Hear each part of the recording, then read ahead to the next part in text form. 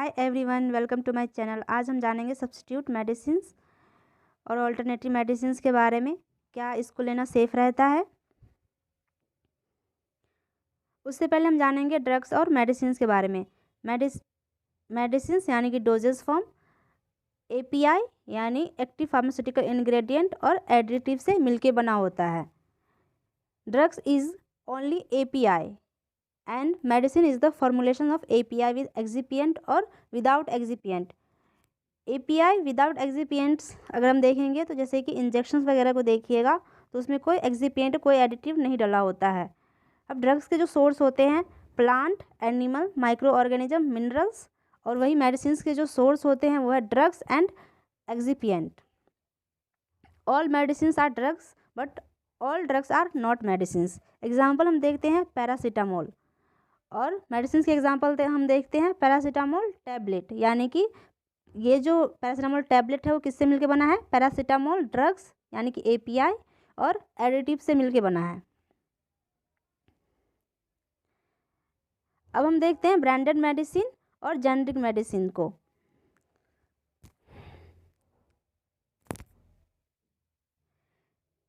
एक कंपनी है या फिर कोई साइंटिस्ट है, उसने क्या करा, एक एपीआई को डिस्कवर करा। डिस्कवर करने के बाद उसने क्या किया, पेटेंट करवा लिया। ठीक है, पेटेंट करवाने के बाद जो मेडिसिन उसने तैयार करी, मेडिसिन उस एपीआई के हेल्प से उसने जो मेडिसिन बनाई तो वो क्या हो गया, ब्रांडेड मेडिसिन हो गया। अगर बाकी कंपनी को अगर मेडिसिन बनानी है वही मेडिसिन उस एपीआई से, तो क्या करना पड़ेगा, उसको उस कंपनी से परमिशन लेना पड़ेगा। अब कुछ टाइम बाद क्या होता है, पेटेंट एक्सपायर कर जाता है। 20 साल 32 साल के बाद पेटेंट एक्सपायर कर गया तो बाकी कंपनी जो है वो भी वो मेडिसिन बनाती है एपीआई के हेल्प से, तो वो उसमें क्या हुआ, उसको परमिशन नहीं लेना पड़ा, तो वो मेडिसिन क्या हो जाती है, जेनरिक मेडिसिन। अब यहाँ पे हम देखते हैं ब्रांडेड मेडिसिन जेनरिक मेडिसिन में डिफरेंस। एक्टिव इंग्रेडिएंट्स में कोई डिफरेंस नहीं होता दोनों मेडिसिन में, ना जेनरिक में ना ब्रांड में। अब ब्रांडेड मेडिसिन की जो कॉस्ट होती है वो हायर होती है। क्यों? क्योंकि जब उसका एपीआई का डिस्कवर हुआ था उस टाइम पे बहुत सारे पैसे लगते हैं, बहुत सारी ट्रायल्स की जाती है, उसमें बहुत सारे पैसे लगते हैं, तो इसलिए वो उसकी कॉस्ट क्या होती है, हाई होती है। वही जेनरिक मेडिसिन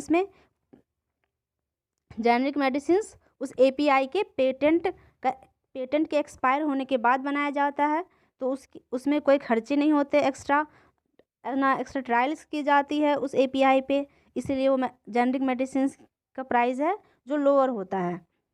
अगर इनएक्टिव इंग्रेडिएंट की बात करें यानी कि एक्सिपिएंट और एडिटिव्स की बात करें तो दोनों में ब्रांडेड और जेनरिक दोनों के एडिटिव्स जो होते हैं वो एफडीए द्वारा अप्रूव्ड होता है।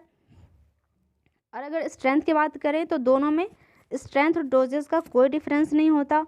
इसके ड्रग्स के साइज़, कलर या फिर पैकेजिंग डिफरेंट हो सकते हैं ब्रांड और जेनरिक के। तो यहाँ पे हम एक ऑल्टरनेटिव मेडिसिन को मैं समझा रही हूँ। एक है डोलो,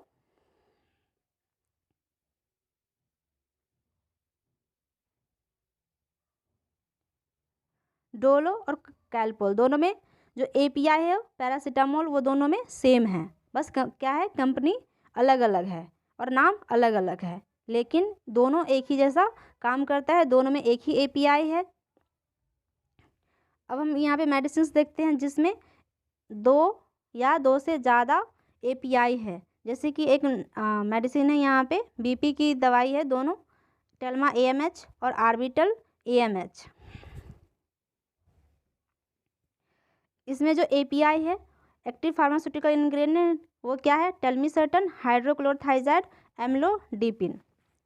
यहाँ पे भी क्या है, टेल्मिसर्टन एम्लोडिपिन हाइड्रोक्लोरोथाइजाइड। अब इन दोनों को, ये दोनों तभी सेम होंगे जब इसका स्ट्रेंथ भी सेम होगा कंपोजिशन के साथ साथ। देखिए टेल्मासर्टन जो है इसमें 40 mg है, इसमें भी टेल्मासर्टन कितना है, 40 mg है। यहाँ पे देखिए एम्लोडिपिन जो है वो 5 mg है, यहाँ पे भी एम्लोडिपिन 5 mg है। अब तीसरा जो एपीआई है हाइड्रोक्लोरोथाइजाइड वो 12.5 mg है, इसमें भी और इसमें भी 12.5 mg है, यानी कि ये दोनों मेडिसिन सेम है। अगर इन तीनों API में अगर स्ट्रेंथ अलग अलग हो, जैसे कि यहाँ पे 12.5 mg के जगह पे 6.25 है, तो ये दोनों क्या हो जाएगा, डिफरेंट हो जाएगा। या फिर टेल मी सर्टन है, इसमें अगर 40 mg के जगह पे 20 mg इसमें हो और इसमें 40 mg हो, यानी कि ये दोनों मेडिसिन दोनों जो ये दवाई है वो डिफरेंट हो गया, इसको ये सब्स्टिट्यूट नहीं हो सकता। तो जब भी आप मेडिसिन्स ले, अगर उसमें 2 या फिर 2 से ज़्यादा सॉल्ट हो तो उसको उसमें स्ट्रेंथ भी ज़रूर चेक करें। और एक और